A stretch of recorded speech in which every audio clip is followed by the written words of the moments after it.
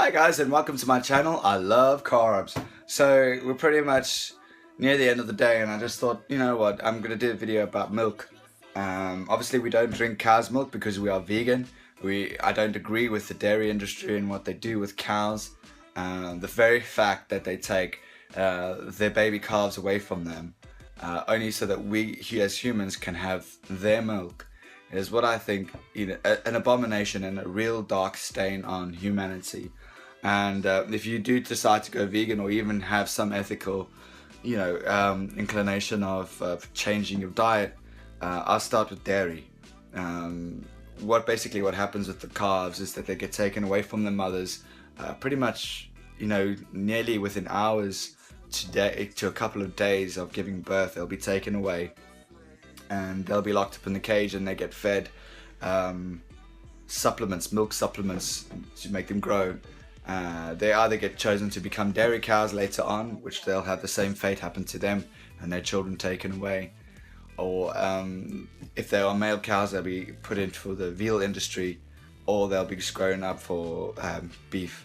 Some of the times, if the dairy industry has no interest in selling them off, they'll just kill calves. And that's really sad. 3 days after being alive and you get slaughtered.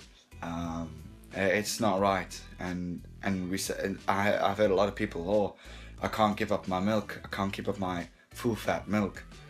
And it just makes me cringe, because if people don't realize that there's a huge disconnect between the dairy industry and what's in your glass of milk or what's in your chocolate bar. So do every effort if you want to start somewhere, start at cutting out dairy, because cow's milk is seen as a intruder in the body, and it's a natural inflammatory, so it'll cause a lot of your blood vessels and even your lungs and your chest to close up. So people with asthma, who suffer from asthma, take dairy right out. Every single dairy product, including yogurt, including chocolate, including milk as well, just take it right out. You don't need that stuff in your body.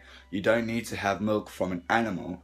Rather have milk from different sources, and we're going to talk about a couple of these sources right now. So these are the milks that we have in our house currently. You can find many other milks out there. There are so many, especially here in the UK. There's a lot of variety out there. These are the 4 that we have. I'm just going to chat about what we'll use them for. And I think in your life you'll have to experiment with the different types of milk that you have and see what's best for you, and see what you find the best for yourself, because you're only going to have more of what you enjoy, and that's the truth about it.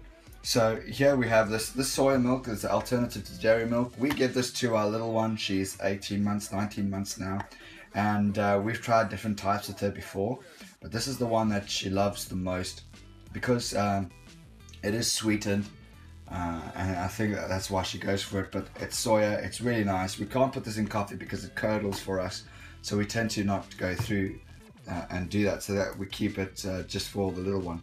So it's free from milk, wheat and gluten, which is really good, and you have all the vitamins and minerals. So she's getting loads of calcium, 120 milligrams of calcium per 100. That's quite a lot.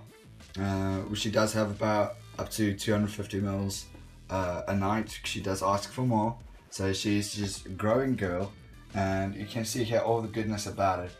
And it's soya. What a better way to use soya than to make milk, really. So this is for the little one.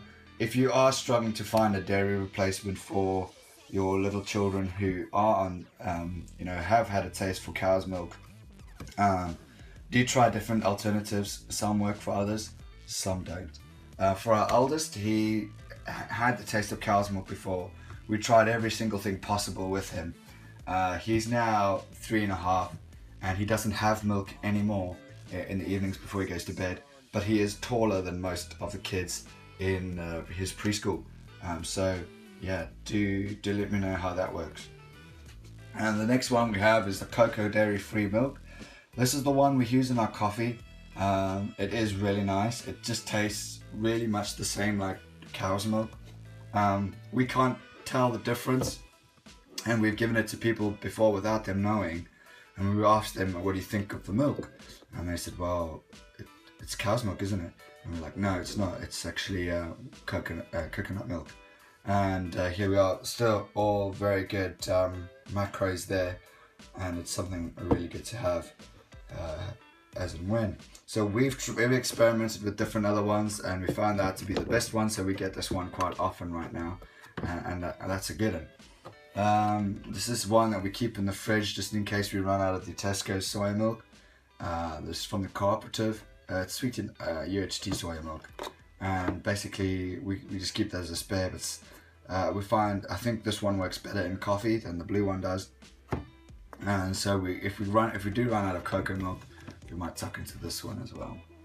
And last but not least, this is what we have. We have hazelnut original, really nice milk. We put this in hot chocolate for our little ones, and basically just brings a nice rich taste to the hot chocolate. I've tasted it before.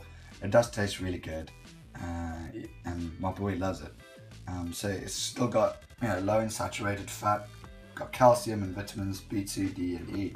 So you really are doing a good favor to your children by taking out cow's milk and replacing it with something else.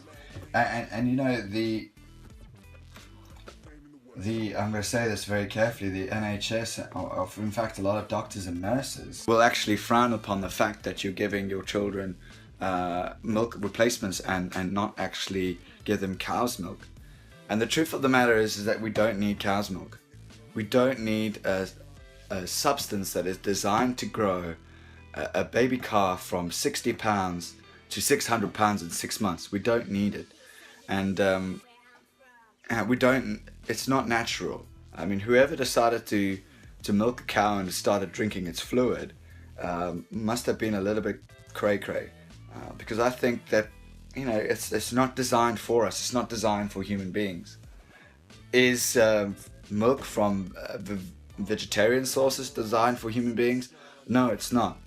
But it is actually a better alternative to the meat, to the dairy industry, and I think it goes a long way. For me, I only have coffee in my milk. I don't have cereals. I don't have things like that. So that's the only time I'll have milk, and I'm thriving. My bones are a lot stronger now. I get less backache, less running injuries.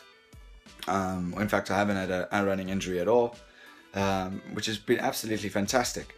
So yeah, I do encourage checking out the milk alternatives and getting yourself dairy free, and that's the first step that I'll definitely recommend if you're going or planning to become a vegan. So I really hope that you guys have a good day, and I'll catch you all later.